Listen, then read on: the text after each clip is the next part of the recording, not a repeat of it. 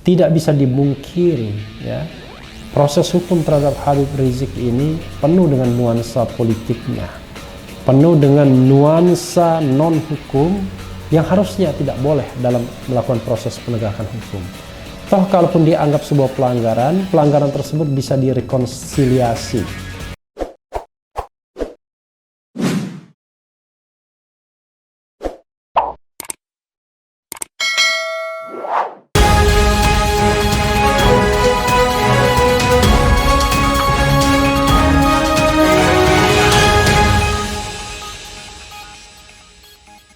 Assalamualaikum warahmatullahi wabarakatuh, sobat RH sekalian.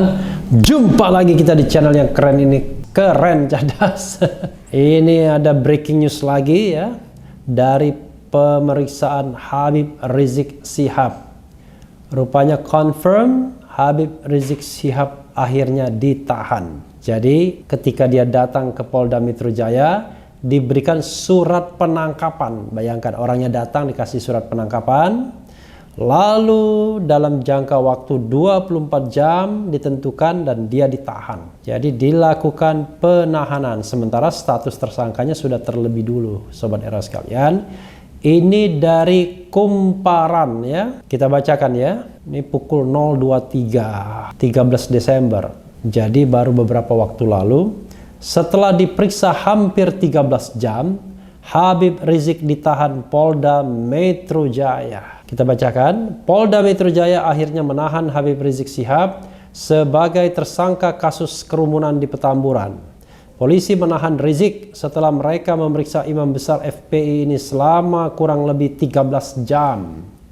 Ditanya apa saja ya. Habib Rizik keluar dari pemeriksaan sekitar pukul 00.23 waktu Indonesia bagian Barat.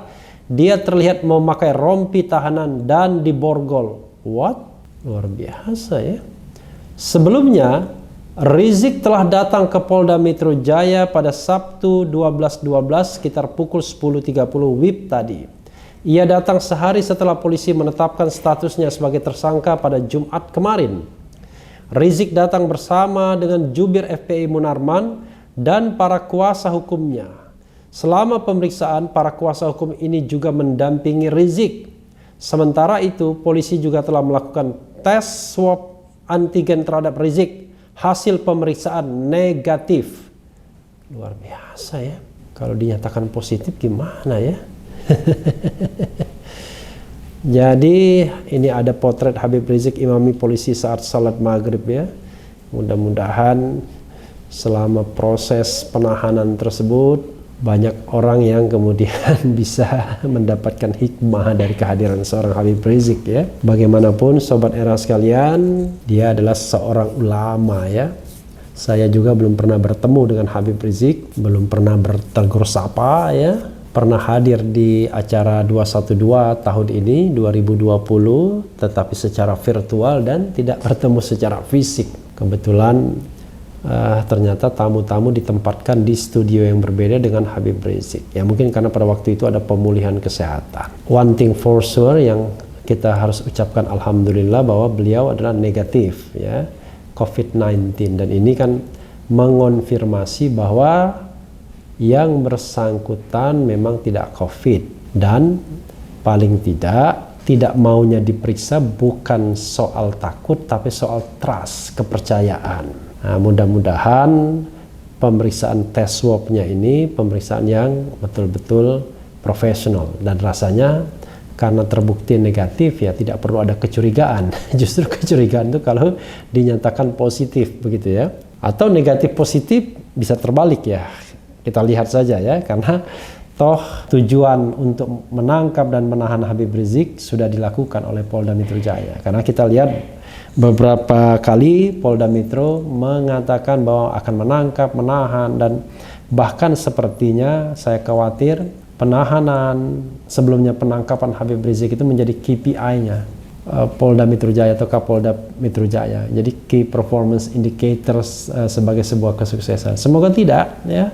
Karena bagaimanapun tetap saja tidak masuk di nalar saya pribadi ya, sebagai orang yang berkecimpung di dunia hukum, mengambil porsi yang terlalu besar seorang Kapolda walaupun saya kenal baik ya, dan juga Polda Metro Jaya terhadap kasus yang dalam perspektif Mahfud MD sebenarnya tidak boleh dikriminalisasikan. Karena ini kan pelanggaran. Kalau pelanggaran ya tentu saja denda. Tetapi ketika kerumunan terjadi dan misalnya massa menolak dan melawan petugas, barulah bisa dikriminalkan karena dianggap melawan petugas, kan begitu harusnya. Tapi kan ini tidak. Dia dikenakan pasal 93 Undang-Undang nomor 8 tahun nomor 6 tahun 2018 tentang kekarantinaan kesehatan, sama seperti 5 tersangka lainnya termasuk Sobri Lubis, Ketua Umum Front Pembela Islam, ya, dan beberapa nama lainnya yang saya tidak terlalu kenal, ya.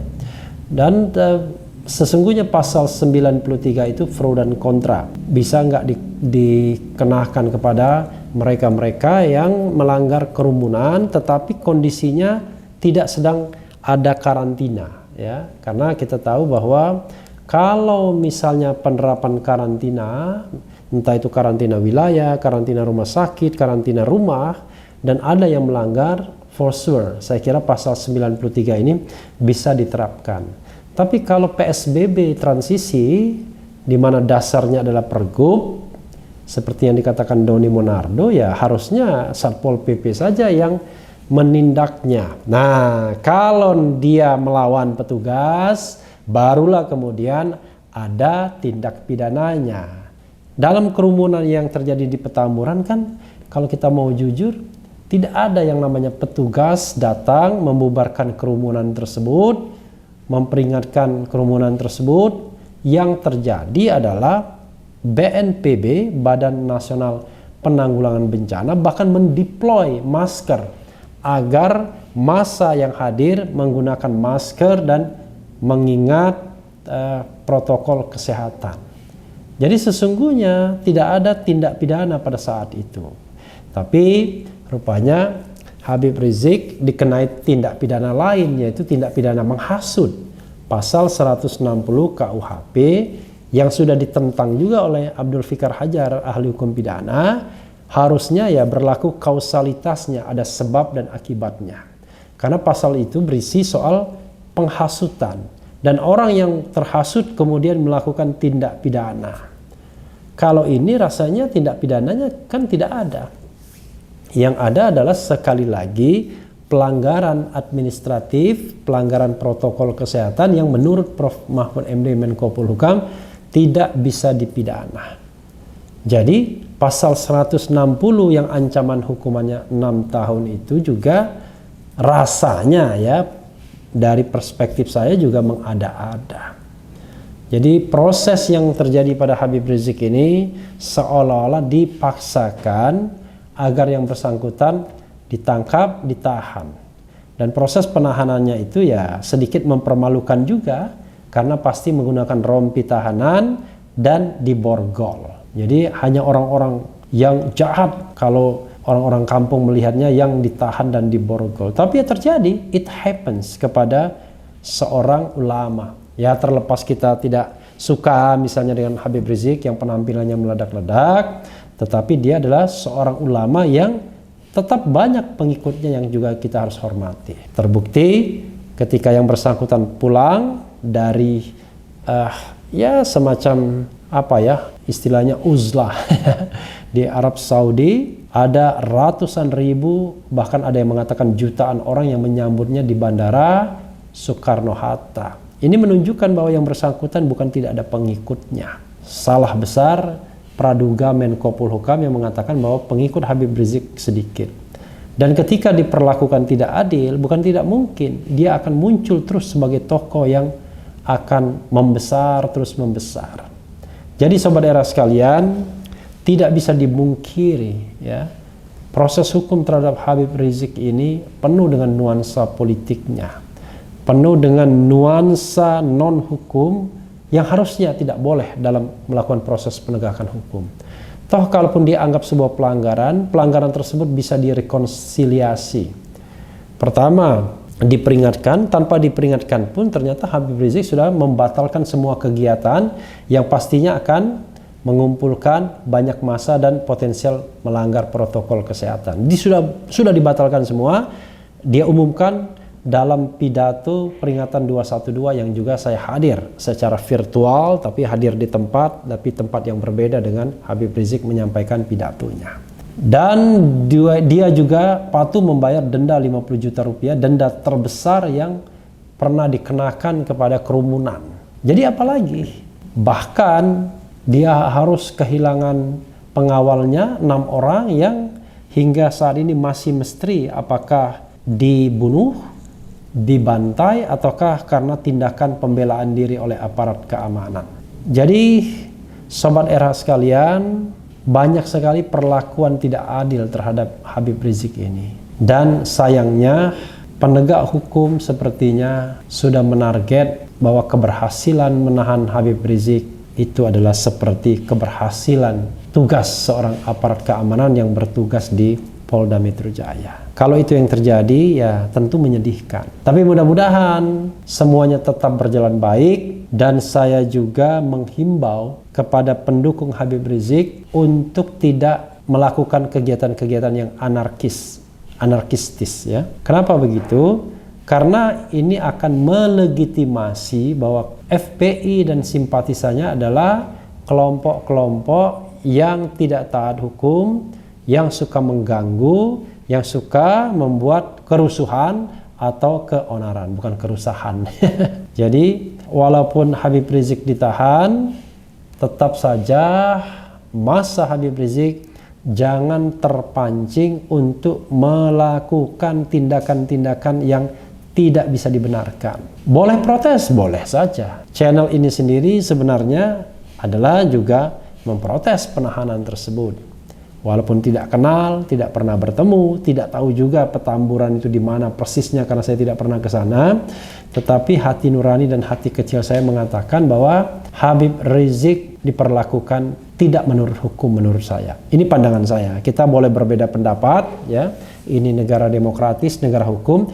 Yang paling penting adalah hukum ditegakkan sebenar-benarnya dan selurus-lurusnya, tanpa agenda lain, tanpa tumpangan kepentingan yang lain. Sahabat daerah sekalian, sekali lagi mengingatkan kepada pendukung dan simpatisan Habib Rizik dan FPI, Front Pembela Islam, agar hendaknya tetap aman dan damai, berdoa di rumah masing-masing, agar semuanya berjalan lancar dan penuh hikmah penahanan Habib Rizik ini. Jadi jangan sampai kemudian terpancing untuk melakukan tindakan-tindakan anarkis, memprovokasi yang justru akan memunculkan stigma bahwa memang benar Habib Rizik dan pengikutnya adalah gerombolan atau kelompok pengacau yang tidak taat hukum.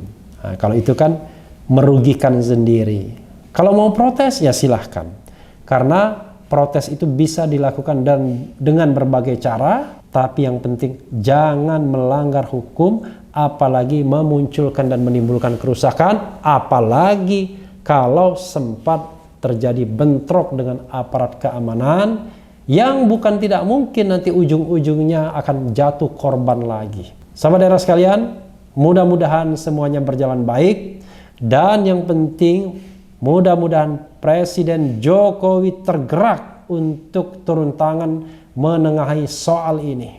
Presiden Jokowi kita tunggu kenegarawanannya agar bersikap sebagai bapak dan pemimpin yang sesungguhnya terhadap anak-anaknya, terhadap warga negaranya, terhadap rakyatnya yang barangkali diperlakukan tidak adil, diperlakukan tidak pada tempatnya oleh tangan-tangan kekuasaan negara. Sahabat daerah sekalian, yang penting tetap di channel ini, karena di channel ini Anda akan dirayu, ditipu, dibaperin, dicecar, diuber pula di jalur khusus. Karena channel ini adalah channel yang mengancam, memeras, dan membenci. Jangan lupa subscribe, like, comment, and share. Cheers!